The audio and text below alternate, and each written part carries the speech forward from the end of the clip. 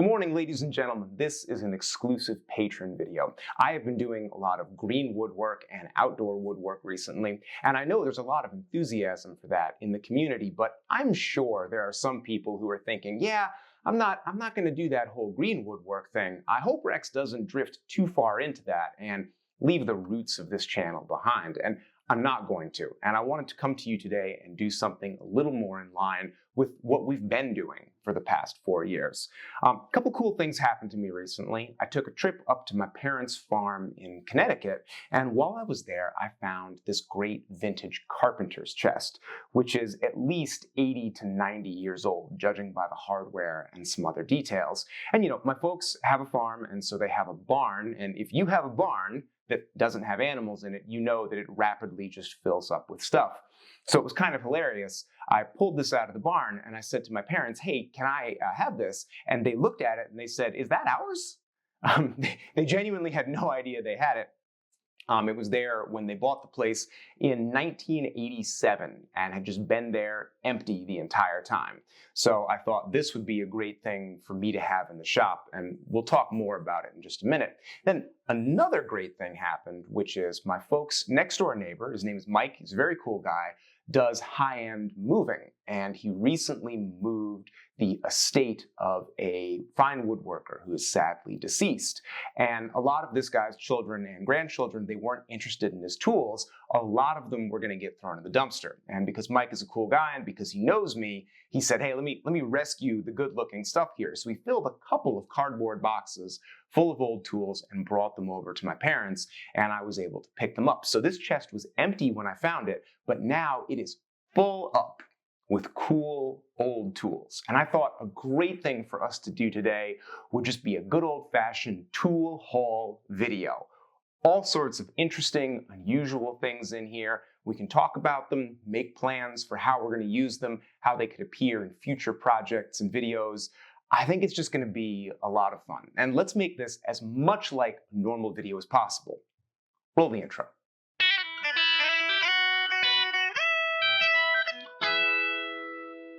So the tool chest by itself is really interesting. I've been considering doing a tool chest build for a long time. I bet a lot of people have read The Anarchist's Tool Chest by Chris Schwarz. He makes a very good argument for why you should keep your tools in a chest. And he's got designs in that book to build a traditional tool chest. And they're wonderful. The only problem is those traditional chests are dovetailed construction, and they're honestly a pretty involved build. I think tool chests are a little bit like workbenches, which is to say, you're probably going to need one long before you have the skills to build a really great one. I think this chest here could be a great intermediary step for people. You don't need very many woodworking skills to build it, and it's a surprisingly good chest. So this is something you can build pretty early in your woodworking career. It would hold your tools for years until you're ready to build something better. Or I think we could just use something like this permanently. As I said earlier, I think this chest is 80 to 90 years old, maybe more, and it's lasted all that time. It's been outside in an unheated, unclimate-controlled barn for a lot of its life, and it's been knocked around a ton. I don't know if you can see, but there's a lot of damage to it, and it's held together okay. This could honestly be a permanent solution. I've been really interested in making a chest that uses simpler construction, and I have a whole bunch of pictures of screwed and nailed together chests, and I was going to reverse engineer something just from those photographs. This is better because I have the actual chest. I can really understand all the dimensions and how it's assembled and duplicate it really faithfully. So as I was saying before, this is screwed and nailed construction. What's great about it is basically it doesn't have any joinery. It's done in a board and batten style. So wide pine boards with battens running crossways, and those are just attached with a combination of screws and nails. And where the different fasteners are is very strategic. It's very well thought out. This looks sort of like a crude design, but it's not. It's surprisingly well thought out. For one thing, it's very rigid and stable. It's old and it's led a hard life, but it's still stiff, it holds together, it doesn't twist or rack very much. when you apply force to it, and it's full of tools right now. So there's weight in there. The bottom is not sagging at all. Most things are flat. Now, it's developed some cracks and splits, but the wood that was used for this was also reclaimed wood. Some of it might have been wet. It's interesting to see what's going to happen if we remake this using well-dried wood that came just from the big box store, which we can also do because the whole thing is made out of 3/4-inch pine, which is easy for us to get, and the sizes that are used here, I can get those down at Home Depot. And then there's some other really clever features to the chest. So this batten construction doesn't just hold everything together and hold it steady, it also provides a surprisingly good seal for the chest. You can see the lid drop in here like that, and it locks into place because these battens come up high, these side battens come above, and they grab that lid and they hold it with friction. And when I look right here, well, there's very little space right there. One of the main reasons you have a chest like this is to keep dust off your tools. Dust absorbs water and salt out of the air and really promotes rust. So tools that are very dusty are also very likely to get rusted. Keeping them in a chest like this is going to help a lot. This might not be as tight as a really great dovetailed chest, but it is a huge improvement over keeping your tools on a shelf or underneath your workbench, or just, I have a lot of my tools sitting out on a low Roman bench. So something like this is going to help a lot. I'm planning on reverse engineering this and building another one, but I think the first thing I'm going to do is outfit it for my current tools and work out of it for a couple weeks or a couple of months. Right now, the chest doesn't have any provisions inside for holding tools, but it clearly used to. There are lots of screw holes through the exterior. There were fixtures in here to hold saws and hammers and maybe even joinery planes. I don't know. I kind of assume that this chest was made by a carpenter rather than a furniture maker, but it's very difficult to say, and there's no reason this couldn't be a good furniture maker's chest. So I'm going to start off by outfitting it for my tools and working out of it for a while, and then I think we're going to build a pretty faithful copy of it, and that's going to be our joiner's tool chest. Now let's take a look at all the tools inside the chest and see what's interesting there.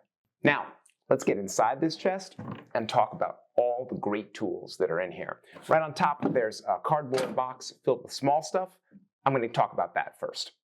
So when you're tool hunting at a garage sale or a flea market, don't neglect the small containers with little tools in them. This is a treasure trove of woodworking stuff, and at a lot of the sales I've been to, sometimes you could buy this whole thing for maybe 10 or 20 bucks. There's way more value in here than that. I'm just going to go through everything really quickly here. There are a lot of these old C-clamps, and it's easy to think, oh, clamps are clamps, whatever, but there's a big difference. These, you can see right here, they're made from malleable iron. That's the same iron that they make like high-end hand planes out of. It's basically unbreakable. On the back here, I don't know if you can see it, it actually even says unbreakable because there's a little bit of flexibility built into this iron. Modern clamps, hold on, I have one right here. Modern clamps are just made from gray cast iron. They're rigid and brittle, and it's possible to break these. They don't say unbreakable on them anywhere. It's a big difference with these. And the small sizes I find to be maybe the most useful in C-clamps. Even these really tiny ones are worth it. So here in the box, I've got a good collection of C-clamps, and those are valuable for doing anything around the shop. Also right here on top, there's a block plane, and this is a particularly curious one. You might notice the body is actually just made out of a piece of folded sheet steel. And this, again, is unbreakable. So if you drop it on a concrete floor, you might dent it, but that's it. These weren't super popular, but I have a couple of them, and what's funny is they work. They're not maybe a fine furniture maker's tool, but if I were doing carpentry and I needed a block plane to keep in my belt, these work fine, they're lightweight, and you're not going to break them. So especially when these are inexpensive, don't dismiss these either. I have a lot of drill bits in here. Here's a really long twist bit made to fit in a brace. We'll talk about the braces in just a second, but let's bring out some more of the little stuff. There's an interesting spare blade here. Looks like for a Stanley number 2. There was a Stanley number 2 with this set of tools. I brought it back to the shop earlier. I saw it sticking out of this box and I was like, oh my God, that's a number 2. Oh, and I was heartbroken. So here's the blade that went with it originally. And then this blade is totally used up too, which I find really interesting. People often say that number 2s are too small to use, but somebody used the heck out of this one before they broke it. I have a fine marking gauge here. It doesn't have a name on it, but it's clearly commercially made, and it's got a couple of important things like this brass wear plate. Collectors call this a mustache plate a lot of the time. And then the cutter is really well sharpened into kind of a scalpel shape. And it's a well-used gauge, but it 100% still works.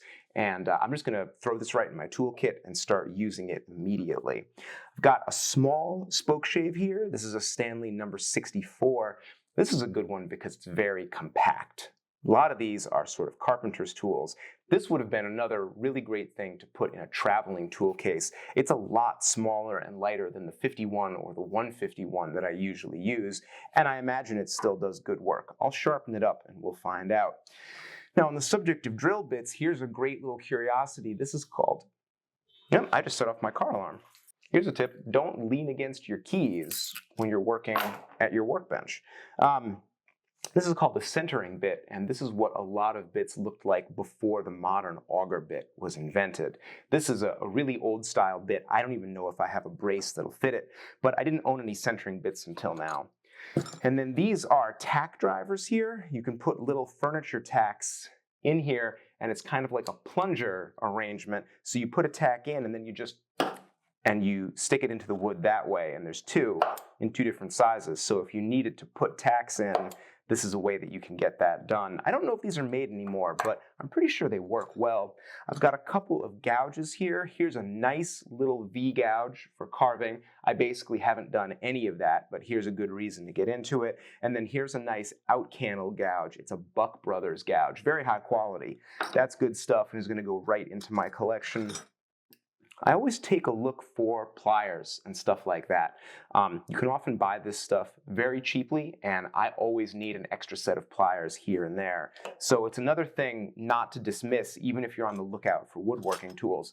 Here's yet another plane iron that's been sharpened all the way down to the nub. This one is much more likely a number 3 or number 4 size, but whoever owned this stuff didn't like to get rid of things, and they certainly used their tools hard.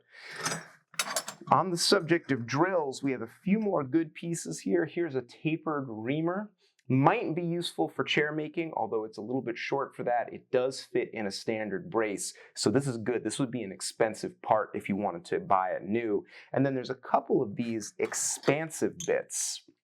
These actually drill different size holes. You can move this movable piece around, and I have 2 different sizes. I had heard for a long time that these were dumb and didn't work, but I've seen Richard McGuire, who's the English woodworker, use these in some of his videos, and he speaks very highly of them and gets good results. So I've ignored these before, but I'm excited to give them a try. They might be a great alternative when you can't carry a full set of bits with you. Then the other thing that's in here that's taking up most of the space is files. And some of them are a little bit well used. There's some rasps in here too. I'm gonna have to go through them and sort of see what's salvageable and what's not. They've all been kind of rattling around with each other, which is not great. I can tell some of them are too dull. But old files are good to have. Here is a rasp, and it's actually still in totally good shape. And there's just a lot of these.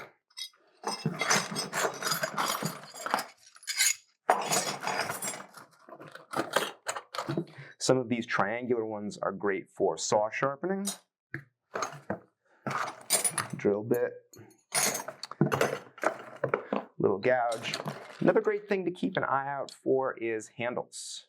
These are handles. I'm not really familiar with this split style. I bet one of you is, and somebody can tell me why they're divided in 3 like this. It seems obvious that a collar could go over here and lock the file in, or maybe you wrap it with wire. I'm sure somebody knows about these, and you can educate me about them.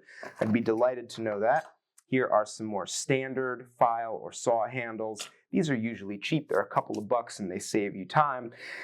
Then you'd think, well, we're all done here. There's nothing left. But it's interesting what you find in the bottoms of little boxes like this. This, for instance, is a fence locking screw for a Stanley plane, like a 78 or even maybe a 45.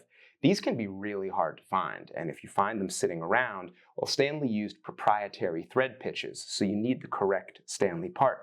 This is a great little thing to go in the parts bin. And then, speaking of hand planes, here's a depth adjuster yoke that I imagine fits a number 3 or number 4 size plane, and here is the front screw that holds on the knob. If you had to go on eBay and buy these, you would give up real money for these. This one I can see sheared off right here, but even just this brass nut right here, that even still goes for a lot of money. So when you see things like this, if you can snap them up, even when you don't need them, you'll probably need them at some point in the future. Now that we've looked at all the small stuff, let's check out the mid-size tools. This is a Stanley bit brace. It's one of the finest ones that Stanley ever made, with the larger universal chuck. A lot of the tools that I got in this haul are quite neglected, but this one is well lubricated, nice and clean, free of rust. It's ready to use right now, and I plan to. I think this is actually the nicest brace that I have in my shop at the moment. I've got a couple of hammers. This one's great. It's ready to go right now. It's a pretty good size for furniture making. I have another one right here, which unfortunately has a handle that's much too large, and the handle's in bad shape. But this is a Stanley 16-ounce hammerhead. Those are collectible, and they're pretty good. On the subject of hammers, here's a nice little tack hammer. I find these indispensable. I use them all the time in my furniture making. And a couple other more utilitarian tools in here. Nice pair of Craftsman channel locks. I use these a lot. This is just a generic crescent wrench, but I really like to leave crescent wrenches hanging on tools that have wrench adjustments, like my horizontal bandsaw. That's got a bunch of adjustments you can only make with a wrench. I just keep one of these hanging on it all the time, so I never have to get one to adjust anything, and even a cheapie like this will get the job done. So that's actually a valuable tool for me. There's this old style of hacksaw. It's not that old because it's got a sticker that says made in China. These are great for your woodworker's toolbox, and you can find them without a lot of difficulty. They take these little blades, they're very small, and when you need to do tiny bits of metal work like just trimming a screw to size, these are perfect for that, and they're so compact. I've got a wrench here, an old-fashioned monkey wrench. The only reason that I grabbed this is my blacksmithing club. We make twisting wrenches out of these. Let me see, do I have a twisting wrench sitting around here? I don't. We just weld a piece of bar stock to one end, and that gives you 2 handles, and you can grab hot stock with it and twist and make spiral patterns in steel. So I'll give this to one of the guys in the club and let him weld a handle on there, and I'll have a twisting wrench. Got a coping saw, a generic one, but you know, it was free. And this is a fine Stanley bevel gauge that's got it's got a rosewood stock and brass appointments. This would have been a fairly pricey tool, and like a lot of the other things in this box, it's ready to go right now. So this is a great little piece. Now we can get into, oh, wait a second, I have another brace. This one's in an older style. It's got the more simple chuck, but it's also a very compact size, and like the other one, it's been well taken care of. So this is a really good brace to have in a portable toolkit. Even though it's not in the best condition, I might hold on to this one. Now there's a lot of saws in here. One really big rasp in not very good shape. I don't think I'll keep it. But I do have a lot of saws. This might be the nicest thing in the whole collection, this dovetail saw. I can't quite make out the maker, but it does have a beautifully etched blade. It needs a lot of work. I mean, I don't know if this handle is original. It does line up with the holes pretty well, but it seems like the handle from a handsaw. I'm going to have to look this up and see if it's appropriate or if I should make a new one. You can tell the saw is either canted or it's been separated from the spine. Something like that is going on here. And it's been very poorly sharpened. So I have what you call calves and cows, which are unevenly sized teeth all up and down the plate. So this is a candidate for a full restoration, and it's possible to restore because it's still straight and it's generally in good condition. So you're probably going to see this in a future video where I take a stab at bringing it back to life. Then we've also got a number of smaller saws in here. This one's a toolbox saw, which you can particularly tell because of the depth to which the blade is let into the handle. This was particularly made to fit in a smaller toolbox, and there's a number of saws of a very similar size in here. This one is particularly curious to me. It's quite a small saw. It would have fit in a small toolbox, but the handle is solid rosewood, very beautifully detailed. So I think this was quite an expensive saw when it was new, and restoring it might yield some really great results. Just like the dovetail saw, the teeth on this are in terrible condition. It was used way past the point of being dull and wasn't kept up properly. Now I also have a couple of full-size saws here that I'm keeping for right now because I'm not exactly sure what I'll do with them. These are full-size hand saws. You can tell a lot of them are in poor condition. I might end up cutting them up to make scrapers or something like that. This one is a particularly old Simmons saw that has the split nut style fasteners on it. Those are pretty rare, so that's a historically interesting saw. Then just a cheap plastic handled Stanley saw. That's not good for anything. The real jewel of the saw collection here, and I've never even seen one of these before. This is, you'd call it a one-man crosscut saw. I suppose these days we should call it a one-person crosscut saw because anybody could use it. But I've really not even seen these, especially in this size, but I can tell it's a sawing machine, and this is another one that looks like it's from the Simmons company. They were a competitor to Diston. They made great saws. I think once I sharpen this up, honestly, it's pretty sharp already. I think you're going to see this in some of my green woodworking videos. This tool feels completely ready to go, and I'm pretty excited about having it. And then the last tool in here is just a nice old triplane, and it doesn't look like much, but we've done videos before on restoring these old planes, and honestly, it's not in bad shape. I think I could get this up and running again without a ton of trouble, and maybe give it to somebody. I have enough wooden planes. Maybe I'll give this away to one of the younger woodworkers that I know, but it's restorable, and that's why I'm going to hold on to it. So that's everything, the chest and all the tools. And of course, remember, they didn't come together. This isn't somebody's actual set that was in the chest. The chest was separate and the tools were just in a cardboard box. So this wasn't like a kit that somebody had assembled. That's why the tools seem kind of random. I'm really hoping that over the next year, you're going to see a lot of these tools as I explore some forms that I'm less familiar with, like these super tiny toolbox saws, as I do restorations, as I do more green woodworking, and I can use a big saw like this one.